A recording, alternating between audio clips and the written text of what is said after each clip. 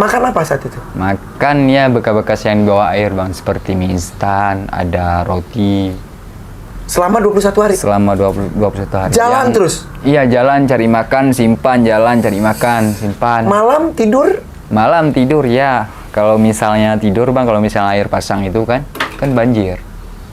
Nah, spring bed-nya. Jadi Gini bang, ini pohon kan, pohon yang tumbang yang besar kan. Jadi ada spring bed di bawahnya bang. Di situ tempat tinggal kamu? Di situ tempat saya tinggal bang. Jadi jalan-jalan itu cuma cari makan, balik lagi ke situ? Ya, cari makan, balik lagi ke situ terus? Ya sekitar 30 meter, cari makan, bawa pulang.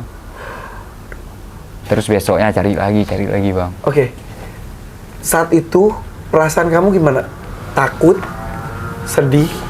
Marah? Panik?